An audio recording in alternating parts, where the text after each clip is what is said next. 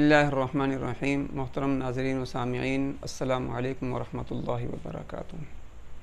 अल्हम्दुलिल्लाह, रमज़ान मुबारक का महीना चल रहा है और उसका भी दूसरा अशरा तकरीबन आधा गुज़र चुका है।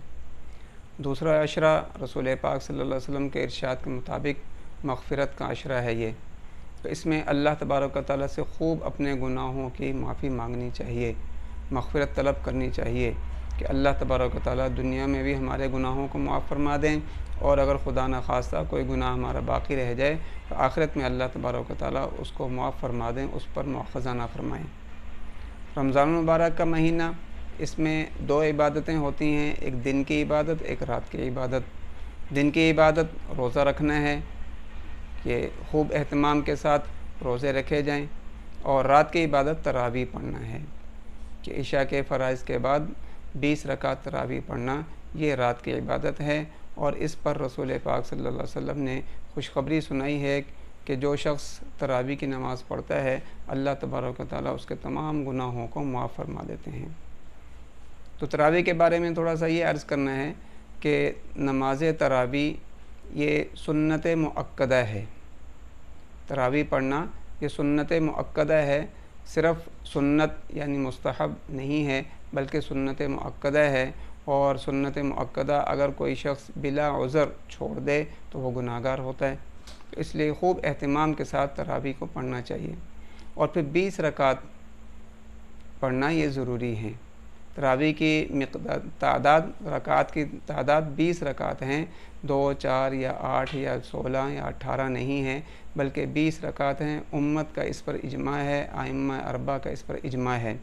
तो इसलिए तरावी की रकात 20 रकात पूरी पढ़नी चाहिए, इससे कम नहीं पढ़नी चाहिए। इल्ला ये कि कोई उज़र हो कि जिसकी वजह से पूरी नहीं पढ़ सकते, कि बहुत ज़्यादा थकावट है या बीमार हैं या और कोई उज़र है, शरई उज़र, कि जिसकी वजह से पूरी तरावी नहीं पढ़ी जा सकती, तो फिर ज़रूरी नहीं है कि बस 8 पढ़ी जाएँ, बल्कि 6 भी पढ़ी जा सकती हैं। जितनी ताकत हो उसके बक़दर पढ़ ली जाए। अगर सिर्फ 2 पढ़ सकते हैं तो 2 पढ़ लें, 4 पढ़ सकते हैं तो 4 पढ़ लें, 6 पढ़ सकते हैं तो 6 पढ़ लें, 8 पढ़ सकते हैं तो 8 पढ़ लें, 10 पढ़ सकते हैं तो 10 पढ़ लें। लेकिन ये कि जी 8 पढ़ लेना और फिर ये समझना कि हमने पूरी तरावी पढ़ ली, ये दुरुस्त नहीं है, बल्कि 8 पढ़ेंगे तो वो 8 हुई हैं और 12 रकात रह गई। इसलिए एहतिमाम के साथ 20 रकात तरावी पढ़नी चाहिए। तरावी की जमात ये वाजिब अलल किफ़ाया है। वाजिब अलल किफ़ाया का मतलब ये है कि अगर किसी मस्जिद में तरावी की जमात ना हो तो पूरे मोहल्ले वाले गुनाहगार होंगे। हाँ, अगर कुछ लोग तरावी जमात के साथ पढ़ लें और बाकी लोग अपने अपने तरीक़े के मुताबिक, अपने अपने ख्वाहिश के मुताबिक अलग अलग पढ़ लें, तो इसमें कोई हरज नहीं है, बशर्ते कि मस्जिद में जमात हो तरावी की। तो अगर मस्जिद में तरावी की जमात हो रही है, फिर कोई शख्स अगर घर में भी पढ़ लेता है तो फिर भी जायज़ है, या कोई शख्स मस्जिद में ही अलहदा पढ़ लेता है तो फिर भी जायज़ है, इसकी भी गुंजाइश है, इसमें कोई हरज नहीं है।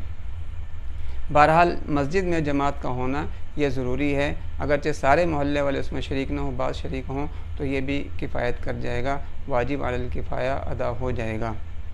और तीसरी बात इसमें यह है कि तरावी की नमाज जिस तरह मर्दों के लिए सुन्नत मुअक्कदा है, तो इसी तरह औरतों के लिए भी सुन्नत मुअक्कदा है।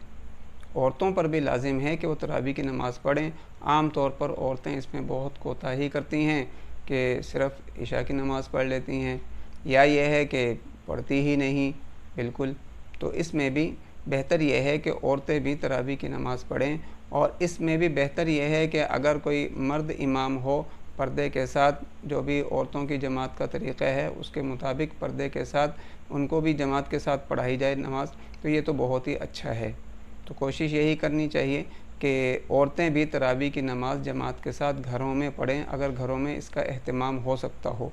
अगर ना हो सकता हो तो फिर भी बहरहाल पूरी नमाज़ पढ़ना उन पर भी ज़रूरी है कि 20 रकात पढ़ना उनके लिए सुन्नत मुअक्कदा है। तरावी की नमाज़ पढ़ने के बहुत सारे फ़ायदे हैं।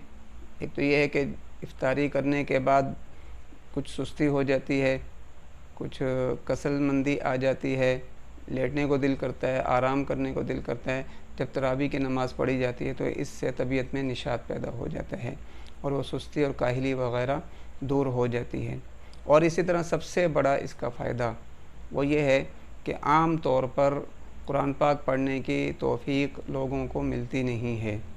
لوگ قرآن پاک کی تلاوت نہیں کرتے، پورا سال تلاوت کا اہتمام نہیں کرتے، تو ایسے لوگ جو پورا سال نہ قرآن پاک پڑھتے ہیں نہ سنتے ہیں، تو تراویح کی نماز میں ان کو پورا قرآن پاک سننے کا موقع مل جاتا ہے۔ تو تراویح پڑھانے والے حفاظ اور قراء کہ ان کا یہ عام لوگوں پر بلکہ پوری امت پر احسان ہوتا ہے کہ وہ ایسے لوگوں کو پورا قرآن پاک تراویح میں سناتے ہیں جنہوں نے پورا سال بلکہ پوری زندگی کبھی قرآن پاک پڑھا نہیں ہوتا، نہ ان کو سننے کا موقع ملتا ہے۔ تو تراویح کی نماز میں ان کو پورا قرآن پاک 1 مہینے میں 10 دن میں 20 دن میں 3 دن میں پورا قرآن پاک سننے کا موقع مل جاتا ہے۔ تو اس لیے تراویح کی نماز خوب اہتمام کے ساتھ ادا کرنی چاہیے۔ وآخر دعوانا الحمدللہ رب العالمین۔ والوفاء بشتى الصور